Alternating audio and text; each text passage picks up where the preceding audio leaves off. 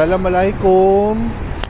Good morning, lalo na sa mga ka-OFW saan man sa mundo. Yan, nagbabalik muli tayo nandito ulit ako na pinapakita ko sa inyo itong area kung saan ako nagstay. So, yan, nakikita nyo yung Tenley Town NU Station. Ito yung metro kasi sasakay tayo ng train at may pupuntahan tayo. So, tara, samahan nyo ako. And baka gawan ko ulit to guys ng part 1 and part 2 ha. So, yun, paki-like, share, and subscribe itong video natin para naman dumami pa yung ating mga followers. At the same time, para continue pa rin ang ating virtual tour. Ayan, so dito tayo. Yan, bababa tayo dito para sumakay ng train. At the same time, para makita nyo rin yung train system na meron dito sa Washington DC. So tara, let's go! Yan. Guys, so ngayon, pababa tayo. Wala naman masyadong tao kasi past 12 in the afternoon pa lang dito. Mamaya pa siguro dadami ang tao pagka dating na ng mga 4 o'clock or 5 o'clock. And today is December 11, Monday. Ang temperature is parang nasa freezing kasi kanina paglabas ko merong mga snow sa gilid ng kalsada pati sa mga halaman. Siguro approximately mga 34, 36 degrees in Fahrenheit. Yan. So itong train station, nandito na tayo sa baba. And gagamit tayo ng Smart Trip. Ito yun guys, pakita ko lang. Yan. Ito ang kailangan, yung card na yan, or ngayon digital na, pwede na nakastore sa phone. Tapos itong Metro app, ayan yung nakikita yung letter M, para ma-check nyo yung schedule ng bus, at the same time schedule din ng train. Pero meron kasi akong card guys, ito yung card, yan, may laman pa kasi to, pero pwede na tong phone, yun nandyan. So dito sa DC, you must have this card, Smart Trip, pati tong Metro app application sa phone, para ma-check mo yung schedule ng bus saka schedule ng train. So dito tayo bababa guys. Yan.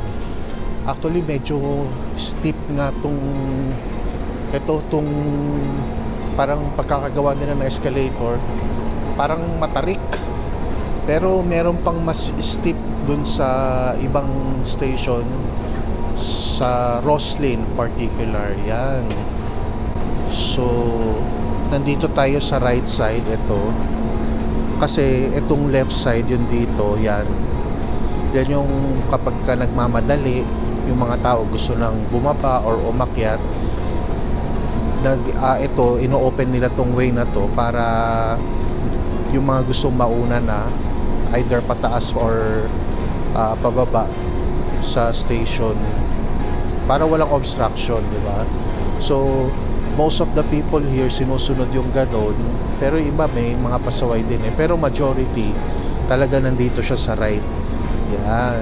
So, I think sa mall din sa Philippines, meron din ganun nasusunod din naman. So, hopefully nga, lalo na yun dyan sa Pilipinas, no, masunod yung mga ganung simpleng actions para mapakita natin na disiplinado talaga tayo, lalo na yung mga Filipino. Yan. So, doon tayo sa dulo guys, para mapakita ko rin sa inyo kung paano niloload to using card or debit card, credit card, at the same time cash, pati yung machine mismo na pinangloloadan nito. Yan, so let's go. Yan, ito yung machine na kung saan dito ka naglo-load, at the same time i-check mo rin yung balance mo dito. Kagaya ako, i-check ko yung balance ko, i-tap ko lang yan dito, so lalabas, meron pa akong $5. So pwede pa to, mamaya na ako maglo-load kasi usually $2 lang naman Kasi ito yung metro system, ito yung kanilang train. Yan. So nandito nga tayo sa Tenley Town. Ito yun, Tenley Town. Yan. Kasi nga pupunta tayo sa Filipino store. Actually may Filipino store dito sa Rockville sa Maryland, pero hindi ko kasi kabisado guys ayoko pa siyang kapain. Siguro sa susunod na lang. Ang alam ko kasing Filipino store dito siya sa may papuntang Arlington. So from here, Tenley Town, kailangan ko sumakay ng papunta dito sa Yellow, dito sa Gallery Place, Chinatown yan. Kasi mag-yellow ako papunta dito sa may Pentagon City. Yan, from there sasakay ako ng bus papunta dito sa Arlington. Meron kasi sa Rockville sa Maryland. Kaya lang hindi ko talaga siya kabisado, guys. Kaya siguro next time na lang. Dito sasakay tayo, papunta tayo ng Glenmont, dito yan sa taas, yung Glenmont. So kasi bababa tayo dito sa Gallery Place. Then from here sasakay tayo ng Yellow Line papunta dito sa Pentagon City. Yan. So tara, let's go.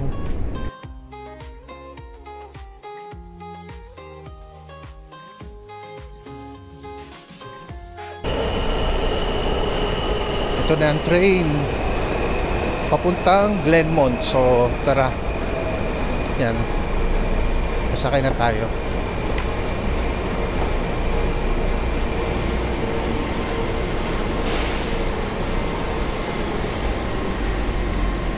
Actually, luma tong train na to kasi yung isa merong mas bago. Etong train na to luma eh.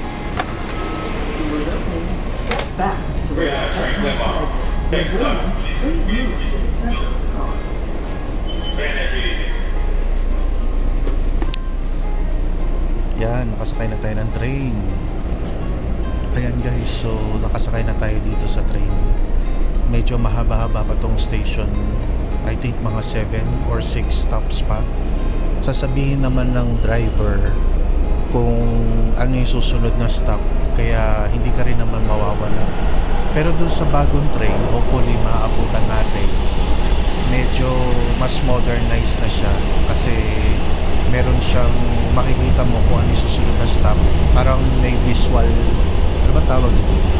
Visual para naka-digitalize naman kung ang isusunod na stop. At the same time, meron na siyang parang default audio system na sasabihin kung anong stop na meron. Kasi itong train na to guys, luma to eh. Pakita ko sa inyo.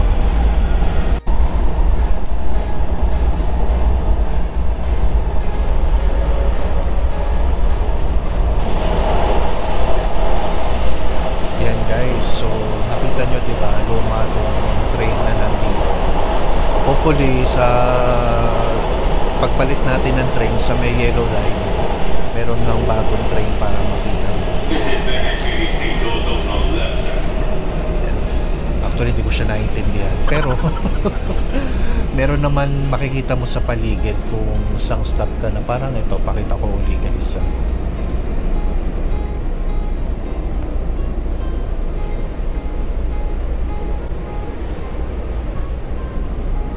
Meron din makikita dito.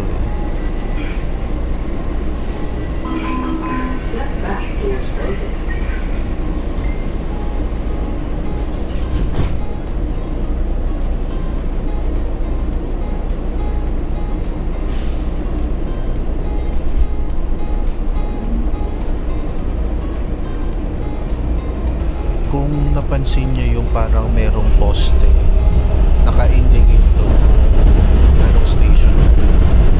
Kaya most likely hindi ka rin unless kung talagang nakatulog na dito sa train. May mga iba kasi dito nakakatulog. Kasi mahaba-haba minsan ng biyahe. Tapos kwento ko lang guys, before yung napansin nyo kanina yung sa may Silver Line, nung very first time na pumunta ako dito sa US was 2015, hindi pa siya kompleto. Yung Silver Line, yun yung papunta sa International Airport. Ayan, Cleveland Park na tayo. Sa Cleveland Park, I think may zoo dito eh. So going back, yung dating Silver Line, hindi pa siya kompleto dati kasi yun yung parang train going to IAB, also known as Washington Dulles International Airport. Yun yung lagi kong port of entry dito sa US kasi since nandito yung family ko sa Washington DC. Yung IAD, also known as Washington Dulles International Airport, is located just sa may Virginia, Chantilly, if I'm not mistaken. Chantilly, Virginia. So, yun lang yung alam kong international airport kapag ka mag-entry dito. Pero may domestic airport dito rin, malapit, mismo sa dulo ng Yellow Line, sa may, nakalimutan ko na yung station eh. Yung Ronald Reagan, DCA, also known as DCA or Ronald Reagan Airport. Domestic siya, pero parang nagkikater din yata sila ng international flight. Tapos, ang most common dito sa Virginia when it comes to airport, or should I say dito sa DC, Maryland, and Virginia, tatlong airport yan. Yung DCA, yung Ronald Reagan na yan, IAD, Washington Dulles International Airport, saka BWI, Marshall Thurgood Airport sa Maryland yun. So malapit dun sa, may relative din kami dyan sa Maryland. So yan yung mga nagki-cater, ang alam ko DCA saka BWI. Ito na yung Cleveland Park, guys. Yung pakita ko nga muna sa inyo, guys.